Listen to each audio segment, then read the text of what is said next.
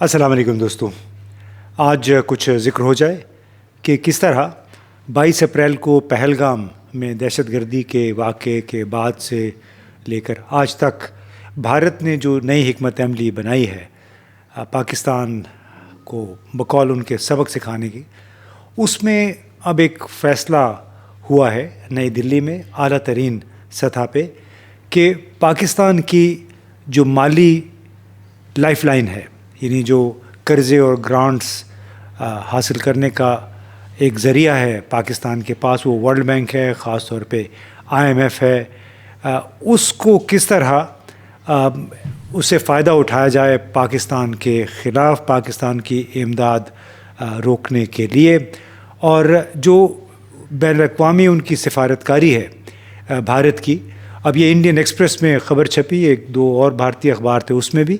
کہ اب پاکستان کا اقتصادی طور پہ گلا گھونٹنے کی یا اقتصادی دباؤ بڑھانے کے لیے اب بین الاقوامی سطح پہ بھارت سرگرم ہوگا. اس کے مالی اور اقتصادی مفادات کو نقصان پہنچانے کے لیے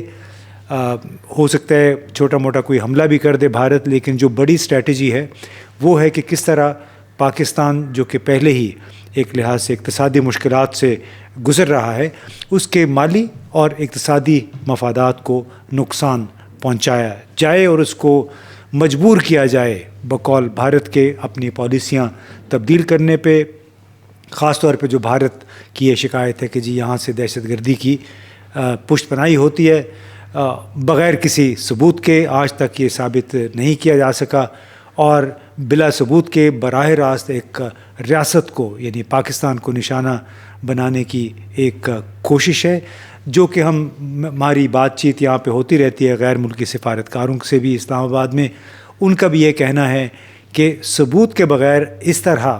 ایک الزام لگا دینا انتہائی نامناسب ہے. اور جو زمینی حقائق ہیں خود کشمیر کے اندر، مطلب تقریباً 40 سال ہو گئے ہیں وہاں پہ عسکریت پسندی یا ملیٹنسی، کشمیری ملیٹنسی چل رہی ہے، تو اس میں مقامی جو فیکٹرز ہیں، پھر اس طرح القاعدہ یا داعش کا جو عناصر ہیں جو جس طرح اثر انداز ہو سکتے ہیں، اس کو قطعاً نظر انداز کر کے براہ راست پاکستان پہ الزام لگا دینا اور پھر ایک مہم بنا لینا کہ پاکستان کو سزا دینی ہے، حملے کرنے ہیں. تو یہ ایک غیر ملکی سفارتکاروں کے مطابق ایک غیر ذمہ دارانہ رویہ ہے. اب آتے ہیں کہ کس طرح فائنینشل یا مالی وسائل پاکستان کے کس طرح متاثر ہو سکتے ہیں. انٹرنیشنل مانیٹری فنڈ پہلے ہی ایک سٹاف لیول ایگریمنٹ ہو چکا ہے کوئی 1 سے $1.5 ارب کی امداد کا، اور اس کے علاوہ $1.3 ارب کا کوئی ماحولیاتی اثرات سے نمٹنے کے لیے ایک علیحدہ ایک قرضے پہ بھی آمادگی ظاہر کر چکا ہے IMF کی ٹیم جب پاکستان آئی تھی اپریل کے شروع میں. اب اجلاس ہونا ہے 9 مئی کو اس کے بورڈ کا، اور اس بورڈ میں شاید آپ کو پتہ ہو کہ 27% شیئرز وہ امریکہ کے ہوتے ہیں. اب یہاں پہ سوال یہ پیدا ہو رہا ہے کہ اگر تو بھارت IMF میں لابنگ کرے اس مقصد کے لیے کہ پاکستان کے لیے جتنے بھی آپ نے قرضے دینے ہیں یا پرانے قرضے کی قسط دینی ہے وہ آپ فی الحال معطل کر دیں، اگر تو یہ مہم بھارت چلاتا ہے تو 9 مئی سے پہلے کیا وہ اس مقصد کے لیے امریکی حمایت حاصل کر لے گا؟ کیونکہ امریکی حمایت کے بغیر، ایک لحاظ سے ویٹو ہوتا ہے امریکی حمایت، اس کے بغیر پاکستان کی امداد کو معطل کرنا یا کروانا مشکل ہو جائے گا. اس کا دوسرا پہلو یہ ہے، اور بھارت کے جو وزیر دفاع راج ناتھ سنگھ، وزارت دفاع اور وزارت خارجہ نے یہ بھارتی ذرائع ابلاغ کے مطابق یہ اشارہ دیا ہے کہ جلد از جلد پاکستان کے خلاف فائنینشیل ایکشن ٹاسک فورس کو بھی مطلع کیا جائے گا. فائنینشیل ایکشن ٹاسک فورس سے درخواست کی جائے گی تمام جو بڑے ممالک ہیں ان سے مل کے مشاورت کے بعد کہ پاکستان کو FATF کی گرے لسٹ میں دوبارہ ڈال دیا جائے، کیونکہ ان کا کیس یہ بنایا جائے گا کہ IMF سے، ورلڈ بینک سے جتنے قرضے اور گرانٹس پاکستان کو ملتی ہیں اس کا حصہ، کچھ حصہ دہشت گردی کی کارروائیوں کو فائنانس کرنے کے لیے بھی استعمال ہوتا ہے. یہ وہ پوزیشن ہے جو بھارتی حکومت لینا چاہتی ہے، لیکن اس کوشش میں اب دیکھنا یہ ہوگا کہ باقی جو اہم ممالک ہیں IMF کے اندر وہ کس حد تک بھارت کا ساتھ دیتے ہیں. البتہ فائنینشیل ایکشن ٹاسک فورس کی گرے لسٹ بہرحال ایک خطرہ ہے، کیونکہ اگر تمام بڑے ممالک plenary financial action task force کی اس بات پہ آمادہ ہو جائے، پاکستان کو گرے لسٹ میں ڈال دیا جائے، تو پھر پاکستان کے حوالے سے جو فائنینشیل رسکس ہوتے ہیں وہ بڑھ جاتے ہیں. پاکستان کے جو مالی وسائل حاصل کرنے کی، قرضے حاصل کرنے کی کاسٹ، اس کی لاگت جو ہے وہ بڑھ جاتی ہے. اب اگر آپ غور کریں تو جتنے بھی بین الاقوامی جریدے ہیں اس میں اکانومسٹ ہے، فائنینشیل ٹائمز ہے، وال اسٹریٹ جرنل ہے، نیو یارک ٹائمز، اس کے ساتھ ساتھ بھارتی میڈیا، یہ سب گزشتہ چند دنوں سے بار بار اس امر کا ذکر کر رہے ہیں کہ IMF اور ورلڈ بینک کے ذریعے پاکستان کے لیے قرضوں کا جو حصول ہے اس کو مشکل سے مشکل بنا دینا چاہیے، کیونکہ یہی ایک طریقہ ہے پاکستان سے نمٹنے کا بقول بھارتی ذرائع ابلاغ کے. لیکن یہ کس حد تک طریقہ مؤثر ثابت ہو سکتا ہے ایک ایسی صورتحال میں جب کہ چین بھی بڑے واضح طور پہ پاکستان کا ساتھ دینے کا اعلان کر چکا ہے. اب جن جرائد کی میں نے ذکر کیا، یعنی اکانومسٹ، وال اسٹریٹ جرنل، فائنینشیل ٹائمز، یہ میں نے اس لیے کیا کہ جب 22 اپریل کو پہلگام کا دہشت گردی کا واقعہ ہوا تو اس کے چند گھنٹوں کے بعد امریکی دانشور ہیں think tank Woodrow Wilson centre کے ساتھ وابستہ مائیکل کوگلمن، تو اس نے ایک ٹویٹ کیا، اور ٹویٹ میں اس نے یہ اشارہ کیا کہ وہ کون کون سے ممکنہ اقدامات ہیں جو بھارت پاکستان کے خلاف لے سکتا ہے. تو اس میں انہوں نے نمبر 1 پہ لکھا کہ بھارت انڈس واٹرز ٹریٹی یعنی سندھ طاس معاہدے سے دستبردار ہو سکتا ہے. نمبر 2 پوائنٹ اس میں یہ تھا کہ بھارت واگا بارڈر بند کر سکتا ہے. تیسرا اس نے لکھا کہ بھارت اپنا سفارتی عملہ پاکستان میں کم کر سکتا ہے، سفارتی جو تعلقات ہیں ان کو ڈاؤن گریڈ کر سکتا ہے. پھر یہ 22 اپریل یعنی ابھی امریکہ میں 22 اپریل ہی تھی، لیکن اس کے پھر چند گھنٹے کے بعد جب بھارت میں 23 اپریل شروع ہو گئی اور وزیر اعظم نریندر مودی اور ان کے ساتھیوں نے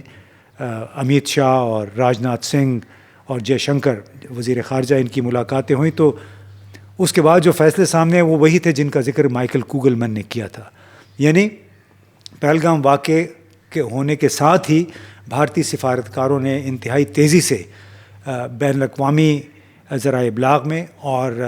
جو تھنک ٹینکس ہیں وہاں پہ اپنے ممکنہ اقدامات کا چرچا شروع کر دیا تھا، اور وہ بالکل ویسے ہی ہوا جیسے کہ مائیکل کوگلمن نے لکھا تھا. اب جس انداز میں یہ بڑے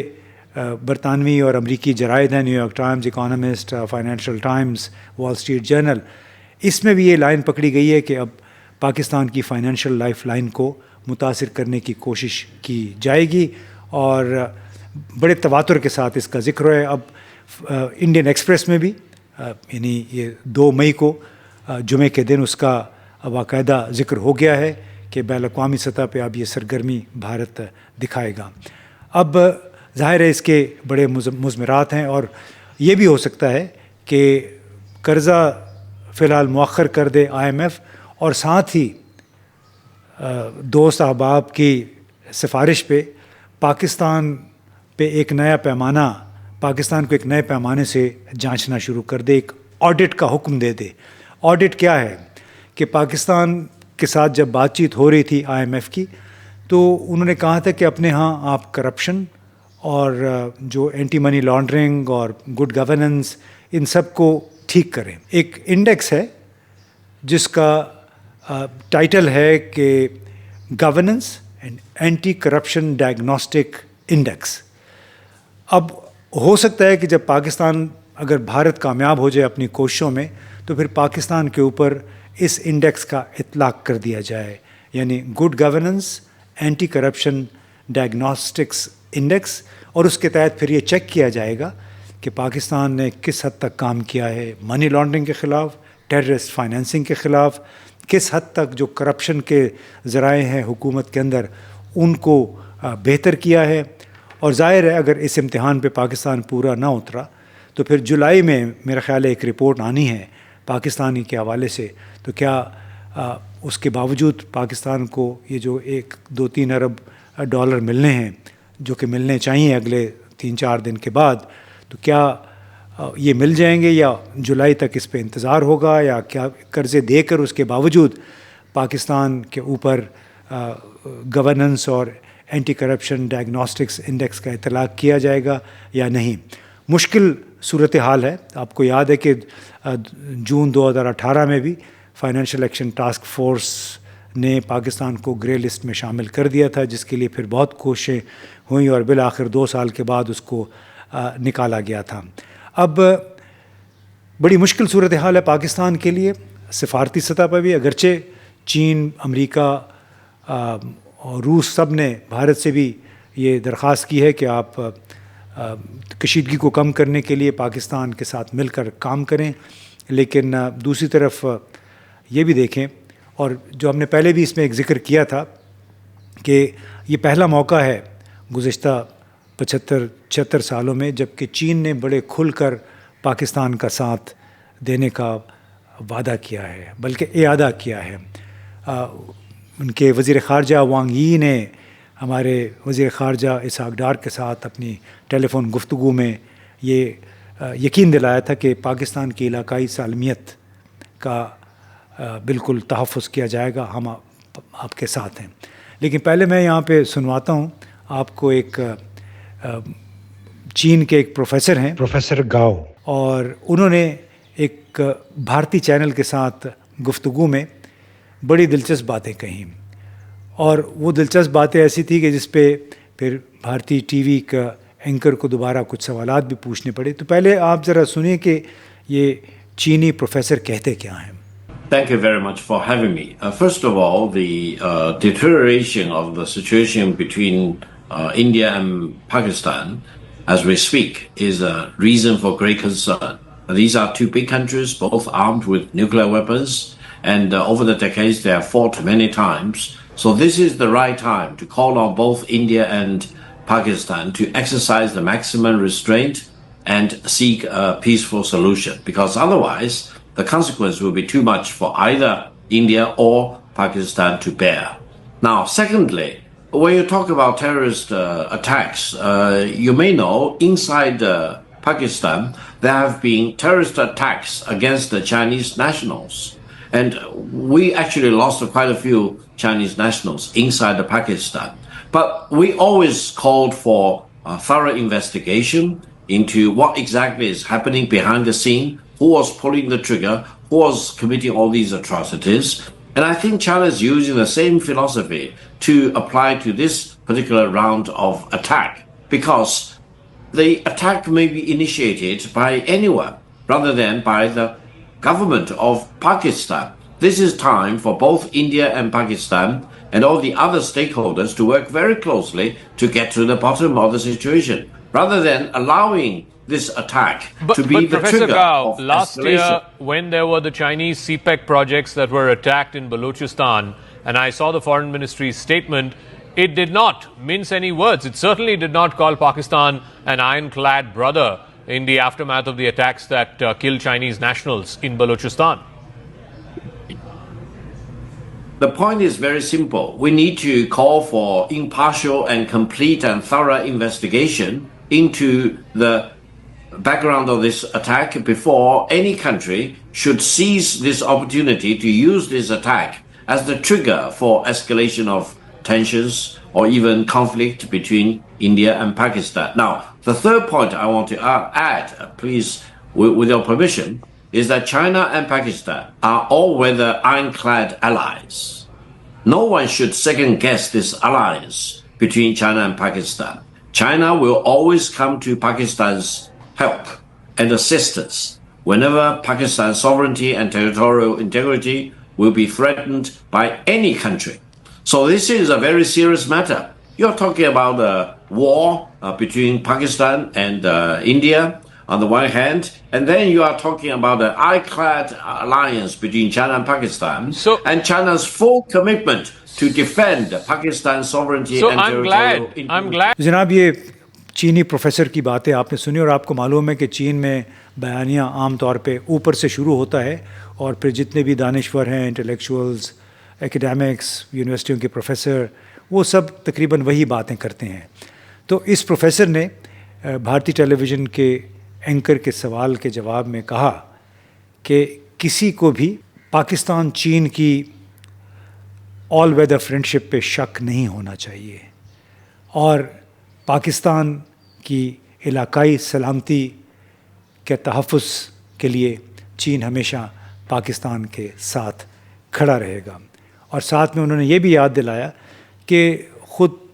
पाकिस्तान में चीन के कई बाशिंदे, कोई 21-22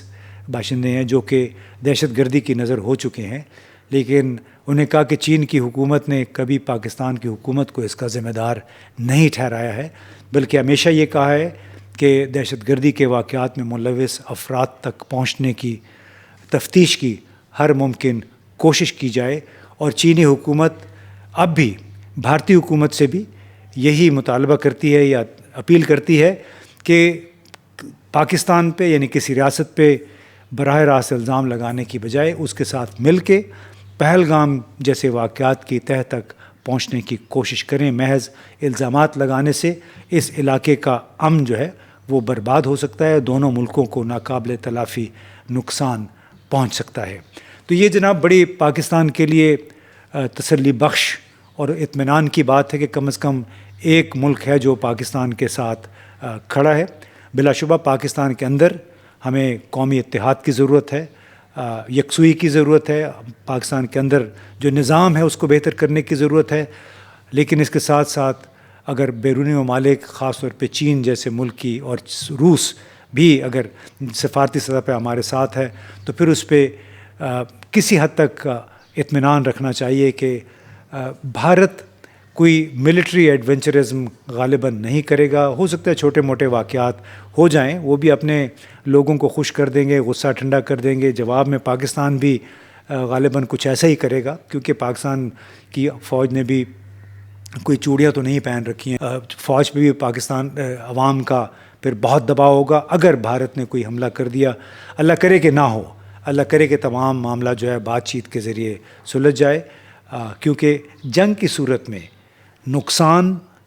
दोनों मुल्कों का होगा। महदूद कॉन्फ्लिक्ट हुई, महदूद फ़ौज कशी भी हुई या एयर फोर्स या मिज़ाइलों के ज़रिए भी का इस्तेमाल भी किया गया, तो उसमें सिर्फ पाकिस्तान का नहीं भारत का भी नुकसान हो सकता है। इक़्तिसादी नुकसान बड़ा दोनों मुल्कों का होगा। लिहाजा दुआ ये करनी चाहिए कि भारत और पाकिस्तान में जो इस्टब्लिशमेंट्स हैं वो बातचीत के ज़रिए मौजूदा सूरत हाल से निकलने की कोशिश करेंगे, बजाय इसके कि एक दूसरे पे मिज़ाइलों के ज़रिए या जंगी तैयारों के ज़रिए हमले करके अवामी जज्बात को उभारें, क्योंकि जब अवामी जज्बात उभर जाते हैं फिर सूरत हाल काबू से बाहर भी हो सकती है। बहुत बहुत शुक्रिया।